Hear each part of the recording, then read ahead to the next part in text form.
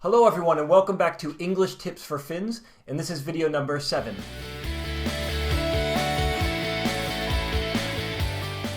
So I've been hearing for years from Finns how they don't small talk in Finnish and how they can't small talk in English. And I don't think either of these are actually that true. First of all, I do think that Finns small talk in Finnish. I think every language does it. And I think they can small talk in English better than they think they can.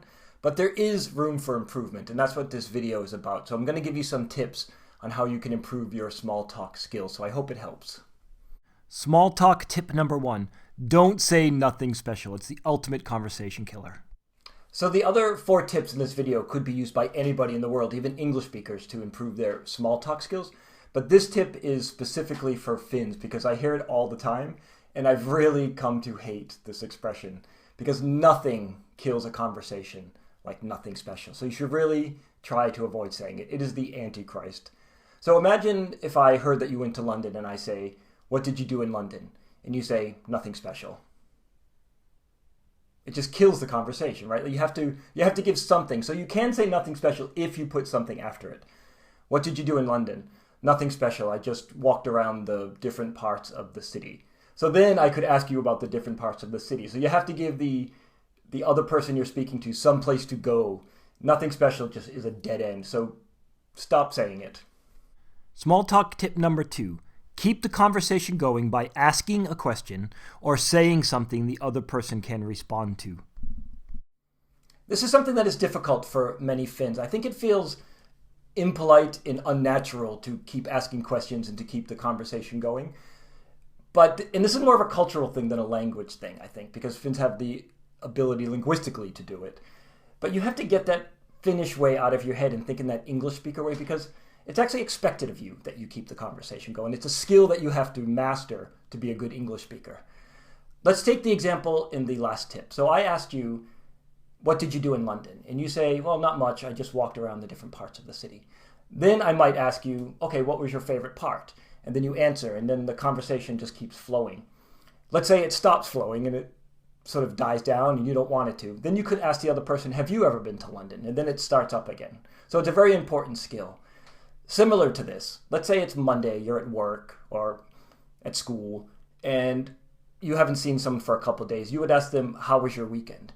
And what you do is you answer. You would say, "It was good. I didn't do much. I just relaxed at home and watched television." And then you would ask the other person, "How was your weekend?" So it's very good to reflect the question back to the other person. It's the same thing if you went on vacation, someone asks, "How was your vacation?" Then you would answer, and then you would ask them how their vacation was if they had vacation at that time. So that's a very important skill. Small talk tip number 3. People enjoy talking about themselves, so try to direct the conversation toward them. I like to talk about myself. You like to talk about yourself. Everybody likes to talk about themselves. Therefore, it's a very good skill to kind of draw people out and get them to talk about what they like to talk about. So let's take an example from the last tip. So I asked you, "How was your weekend?" And you answered, "Well, it was pretty okay. I just watched television. I went for a few walks." And because you're good at this now, you asked me, "How was your weekend?" And I answered, "Well, it was also pretty relaxed. I watched television as well, and I played badminton on Sunday." So when you hear the word badminton, the neurons in your brain should start firing. Probably I like to talk about badminton. So you would ask me, "Oh, I didn't know you played badminton. How long have you been playing badminton for?" So the things that people like to talk about, I've realized, are their family and kids, their hobbies, and their pets. So you're pretty safe in that area. One more thing. You can also, for example, comment on, for example, their shoes or something you liked in their appearance without kind of going overboard about it. So those are really cool shoes. Where did you buy them, for example? Small talk tip number 4. If unsure what to talk about the setting where you are. This is a really good and safe small talk topic. It's a really good idea and very common to reference the environment in some way. For example, you could say, "I really like those pictures on the wall," or "The food here is fantastic," or "I really enjoyed that speaker." And that sort of triggers the conversation into more conversation. So try that.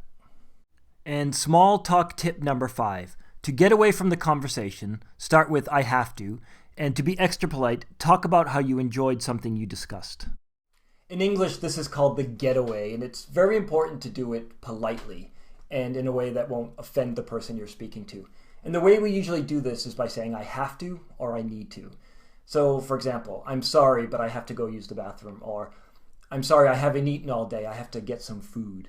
And if you want to be even more polite, you can reference what you just talked about. So you could say, for example, I really enjoyed hearing about your interest in 19th century Russian literature.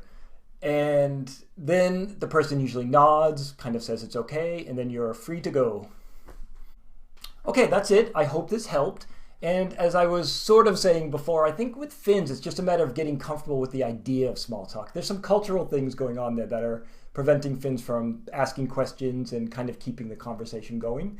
And it's just a matter of being brave and practicing it and trying to get out of the Finnish way of thinking and into the English-speaking way of thinking. So if you liked the video, please click on the thumbs up below. Please consider subscribing to my channel. I have a Twitter account, so you can follow me on Twitter, and that information is in the description box below. And I also have a free course on a site called Udemy called 50 Common English Mistakes Made by Finns.